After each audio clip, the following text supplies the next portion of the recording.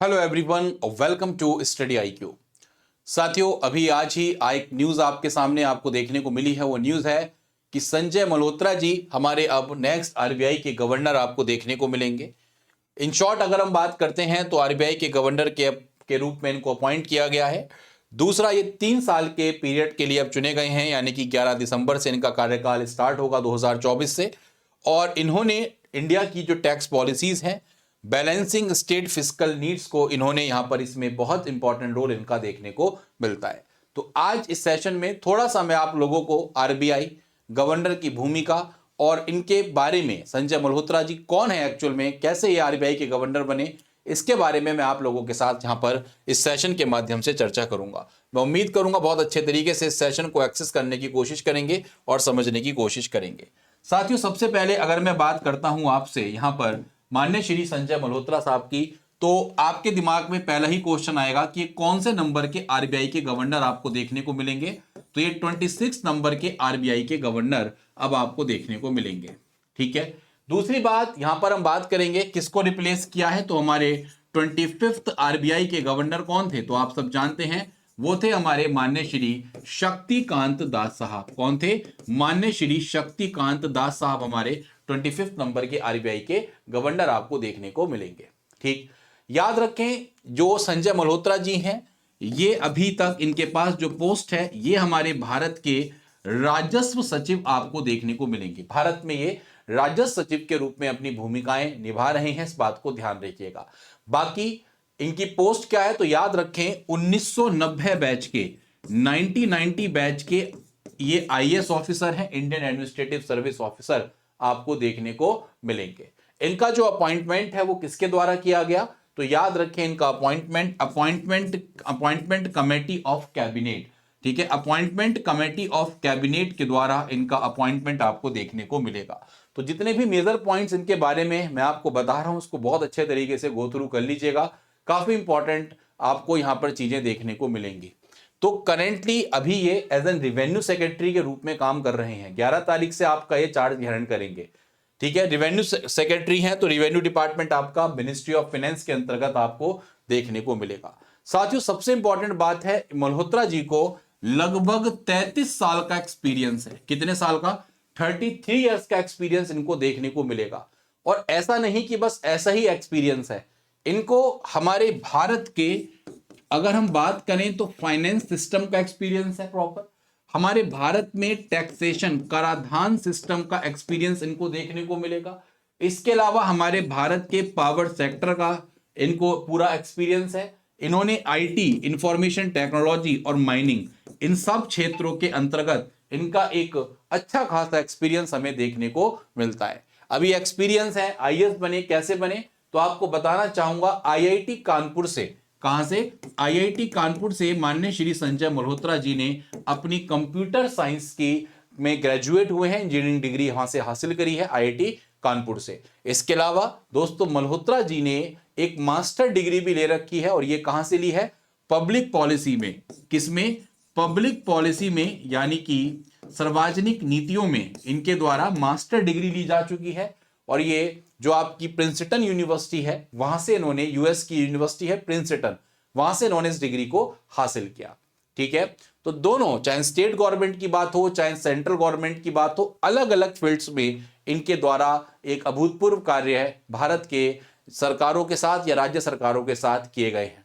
ठीक है, अभी जो करंट रोल इनका चल रहा है रेवेन्यू सेक्रेटरी, उससे पहले जो मल्होत्रा जी थे, वो आप लोगों के एक हमारा डिपार्टमेंट होता है। कौन सा department? Department of financial services. बहुत ध्यान से समझेंगे, वित्तीय सेवाओं का एक विभाग होता है।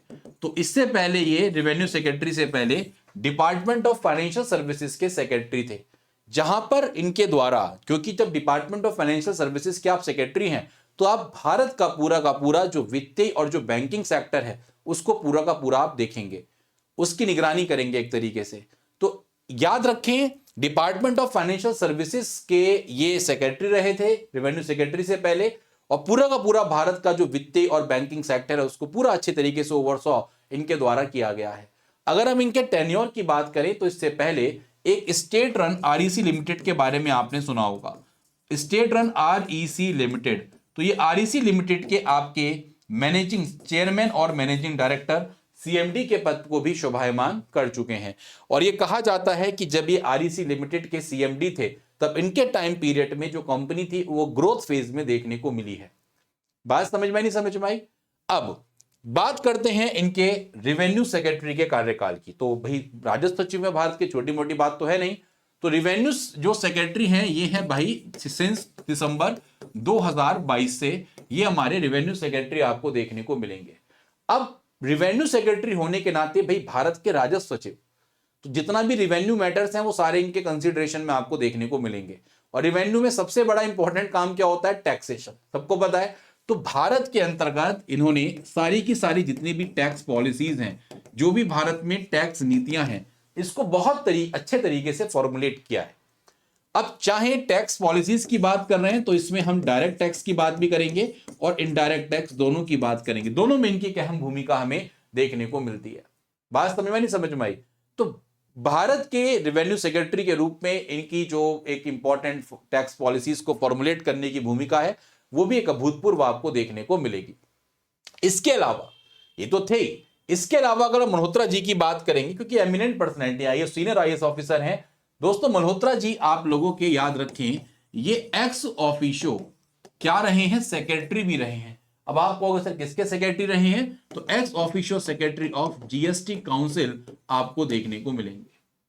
ठीक है, आपको पता है जीएसटी जो परिषद होती है वो भारत में जीएसटी फ्रेमवर्क को पूरा भारत में मैनेज करती है। ठीक है, तो एक तरीके से एज एन जीएसटी काउंसिल के एक्स ऑफिशियो सेक्रेटरी के रूप में इनको जीएसटी फ्रेमवर्क में भी काम करने का बहुत अच्छा खासा एक्सपीरियंस आपको देखने को मिलेगा। ठीक है, इसके अलावा ये हमारे भारत के, हमारे गवर्नमेंट के, इंडिया के जो नॉन टैक्स रेवेन्यू सोर्सेज हैं उसमें भी शामिल रहे हैं, उसकी भी इनको बहुत अच्छा खासा एक्सपीरियंस इस फील्ड में आपको देखने को मिलेगा कि हमारे भारत के जो नॉन टैक्स रेवेन्यू सोर्सेज हैं उसमें भी इन्होंने इन चीजों को देखा है अच्छे तरीके से। जिसमें नॉन टैक्स रेवेन्यू सोर्सेज की अगर हम बात करें तो इसमें सबसे इंपॉर्टेंट अगर हम बात करते हैं तो इनकी जो भूमिका रही है वो रही है किस चीज को देखने में, कि जो हमारी सरकार को यहां पर income from interest on loans की बात करेंगे उसको अगर ध्यान से देखा जाए तो इसमें नॉन टैक्स रेवेन्यू सोर्सेज में इनकी काफी भूमिका रही। ठीक है, इसके अलावा जो आप लोगों के डिविडेंड्स होते हैं, जो लाभांश होते हैं आपके पब्लिक सेक्टर अंडरटेकिंग्स के, ठीक है, जो डिविडेंड्स आते हैं हमें पब्लिक सेक्टर अंडरटेकिंग से, उसमें इन्होंने अच्छा खासा एक रोल इनका देखने को मिलता है। अब दोस्तों वर्तमान में आरबीआई के गवर्नर होने के नाते इनके पास इस समय दो चैलेंजेस हैं। पहला, जैसे कि आपको पता है जो करंट इकोनॉमी चल रही है उसमें इन्फ्लेशन को मैनेज करना एक बहुत बड़ा चैलेंज है, इन्फ्लेशन मैनेज करना। और दूसरा साथियों कि हमारे देश में स्टेबल इकोनॉमिक ग्रोथ को इंश्योर करना। ये दो इंपॉर्टेंट टास्क हमारे संजय मल्होत्रा जी के लिए एक की चैलेंज आपको देखने को मिलेंगे। हालांकि उनका जो एक्सपीरियंस है हमारे देश की फिस्कल पॉलिसी मेकिंग में, हमारे देश के टैक्स एडमिनिस्ट्रेशन में, हमारे देश की फाइनेंशियल सर्विसेज में, ये बहुत ही शानदार रहा है। तो हम पूरी यहां पर ये देखा जा सकता है कि हमारी जो मॉनेटरी पॉलिसीज आरबीआई की रहेंगी, ठीक है, उसमें इनका एक अभूतपूर्व योगदान देखने को मिलेगा, जहां पर ये इन्फ्लेशन को मैनेज करने की बात और स्टेबल इकोनॉमिक ग्रोथ को यहां पर प्रोसीड करने की बात की जाएगी। मैं आपको बताना चाहता हूं साथियों, आरबीआई के गवर्नर होने के नाते हमारे देश में एक टर्म होती है जिसको बोलते हैं मनी सप्लाई, और money supply plays a important role in which sector for determination of inflation and deflation. अगर मुझे अपने देश में मुद्रास्फीति और अब स्फीति को समझना है तो दोस्तों मनी सप्लाई का एक बहुत इंपॉर्टेंट रोल आपको देखने को मिलता है, राइट। अगर मनी सप्लाई अर्थव्यवस्था में बहुत ज्यादा है, मान लीजिए मनी सप्लाई का मतलब होता है total money available in the country at a particular point of time. इस समय हमारे देश में कितना पैसा है, ये हमारे देश की मनी सप्लाई है। मेरी जेब में कितना पैसा है, मेरे मनी सप्लाई है। आप लोगों के पास कितना पैसा है, आप लोगों की मनी सप्लाई है। बात समझ में आ रही है? तो अगर मनी सप्लाई हमारे देश में बहुत ज्यादा है तो लोग ज्यादा डिमांड करेंगे नहीं करेंगे? तो आप कहोगे सर यस, लोग ज्यादा डिमांड करेंगे। यानी कि ये मार्कर अगर 50 रुपए का है तो ये मार्कर 70 रुपए का मिल जाएगा। इसका मतलब क्या है कि हमारी अर्थव्यवस्था में जो जनरल प्राइस लेवल है वो लगातार बढ़ने लग जाएंगे। और जनरल प्राइस लेवल का लगातार बढ़ना क्या कहलाता है? इन्फ्लेशन कहलाता है। ठीक, अब इस इन्फ्लेशन को कंट्रोल कैसे किया जाए? इस इन्फ्लेशन को कंट्रोल करने का श्रेय क्या है कि अगर मैं मनी सप्लाई को कम कर दूं तो कहीं ना कहीं मैं इन्फ्लेशन को कंट्रोल कर सकता हूं। और ये कौन करेगा? तो दोस्तों ये आरबीआई करती है। किसके थ्रू? याद रखें, मॉनेटरी पॉलिसी के थ्रू। लेकिन आपको पता होगा आज की डेट में जो मौद्रिक नीति है ये लाने का कार्य कौन करता है? तो मौद्रिक नीति लाने का कार्य करती है एमपीसी, मॉनेटरी पॉलिसी कमेटी। और मैं आपको बताना चाहता हूं आरबीआई के गवर्नर होने के नाते यहां पे संजय मल्होत्रा जी की हम बात करेंगे तो मॉनेटरी पॉलिसी कमेटी का जो चेयरमैन होता है वो एक्स ऑफिशियो कौन होता है? आरबीआई का गवर्नर। ये 6 मेंबर्स की कमेटी आपको देखने को मिलेगी। इसमें 3 मेंबर्स आपके आरबीआई की तरफ से और 3 मेंबर हमारे भारत सरकार की तरफ से नॉमिनेट होते हुए आपको दिखते हैं, जिनको एक अच्छा खासा एक्सपीरियंस होता है, याद रखें।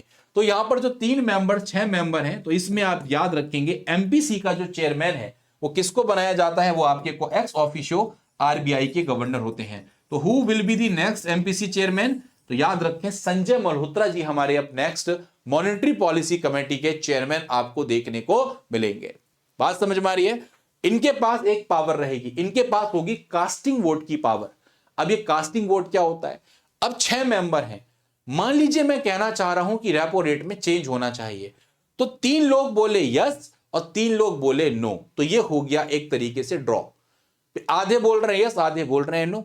तो ऐसे में आरबीआई के गवर्नर का जो वोट है वो कास्टिंग वोट का काम करता है। कास्टिंग वोट का मतलब क्या होता है कि निर्णायक मत, कि अगर बराबर बराबर मेंबर्स यहां पर बोल रहे हैं किसी चीज को, तो जो आरबीआई के गवर्नर बोलेंगे फाइनल डिसीजन उनका आपको देखने को मिलेगा। बात समझ रहे हैं? तो बहुत ही इंपॉर्टेंट भूमिका यहां पर एमपीसी की आप लोगों को देखने को मिलती है, ये बात ध्यान रखें, बहुत इंपॉर्टेंट। और ये कौन ला रही है? आरबीआई के द्वारा लाई जाती है। अगर मैं आपसे गवर्नर की इतिहास की बात करूं, गवर्नर के कार्यकाल की बात करूं, तो याद रखें यहां से भी कई बार स्टेटमेंट्स में क्वेश्चन आपसे एग्जामिनर पूछ लेता है। जैसे मैंने आपको बताया 26 नंबर के गवर्नर कौन है, तो आपने आंख मीचकर बोल दिया संजय मल्होत्रा। संजय जी, मैं आपसे कहूं 25 नंबर के गवर्नर कौन है, तो आप तुरंत कह दोगे सर शक्तिकांत दास साहब। शक्तिकांत दास साहब। अब मैं एक नाम आपके सामने ले रहा हूं, आरबीआई के सबसे पहले गवर्नर। तो आरबीआई के सबसे पहले गवर्नर रहे हैं दोस्तों ओसबॉर्न स्मिथ। कौन रहे हैं? Osborne Smith. जब से आरबीआई बना, कब से बना आरबीआई? आरबीआई बना 1 अप्रैल 1935 से लेकर 1 अप्रैल 1935 से लेकर और दोस्तों ये लगभग 30 जून 1937 तक आरबीआई के सबसे पहले गवर्नर के रूप में देखे जाते हैं। दूसरे गवर्नर की अगर हम बात करते हैं तो दूसरे गवर्नर आरबीआई के आपको देखने को मिलेंगे। The name of second governor is J B. Taylor साहब। अगर हम जे.बी. टेलर की साहब की बात करेंगे होगा और ये 17 फरवरी 1943 तक अपना कार्यकाल पूरा करेंगे। बस अब यहां पे क्वेश्चन मेरे सामने और अराइव होता है। वो क्वेश्चन क्या है कि मेरे भारत का फर्स्ट इंडियन आरबीआई गवर्नर कौन रहे हैं? तो अगर मैं पहले भारतीय आरबीआई गवर्नर की बात करता हूं तो दोस्तों वो रहे हैं मेरे कौन? सीडी देशमुख साहब। कौन है? सीडी देशमुख साहब हमारे भारत के पहले भारतीय गवर्नर आप लोगों को देखने को मिलेंगे। ठीक, इसके अलावा एक ऐसे मैं आरबीआई के गवर्नर की चर्चा करूंगा जो दोस्तों भारत के वित्त मंत्री रहे और भारत में प्रधानमंत्री रहे। मैं बात कर रहा हूं यहां पर हमारे माननीय श्री मनमोहन सिंह जी की, जो हमारे 15 नंबर के आरबीआई गवर्नर आपको देखने को मिलेंगे। 15वें नंबर के आरबीआई के गवर्नर आपको देखने को मिलते हैं। ठीक है, और अगर आपको और थोड़ा सा मान लो कभी पूछ ले, कई बार दिमाग का एग्जामिनर घुमा दे, तो आपसे पूछ ले 24वें नंबर के गवर्नर कौन थे? तो 24वें नंबर के गवर्नर थे दोस्तों रघुराम राजन उर्जित पटेल साहब। उर्जित आर पटेल साहब हमारे 24वें नंबर के गवर्नर थे। आपसे पूछ ले 23वें नंबर के, तो रघुराम राजन साहब थे, सबको पता होगा। 22वें नंबर के तो डी सुब्बराव साहब की बात करेंगे और 21वें नंबर के आपको पता ही होंगे वाई.वी. रेड्डी साहब। तो ये प्रीवियस आपके जो गवर्नर्स हैं उनके बारे में भी याद रखें। 25वें नंबर के शक्तिकांत दास साहब, 24वें नंबर के उर्जित आर पटेल साहब, 23वें नंबर के रघुराजम साहब और 22वें के डी सुब्बराव और 21 के वाई.वी. रेड्डी साहब। ठीक है, तो ये हैं दोस्तों हमारे आरबीआई के गवर्नर्स। इसके बारे में कुछ इंपॉर्टेंट फैक्ट्स आपको यहां पर याद रखने हैं। तो देखते हैं दोस्तों किस तरीके से हमारे माननीय श्री संजय मल्होत्रा साहब हमारे देश में इन्फ्लेशन को कंट्रोल करना और इंश्योर करना कि वो फाइनेंशियल स्टेबिलिटी हमारे देश को दे पाए, उसकी भूमिकाएं अब हम देखेंगे इनके कार्यकाल में।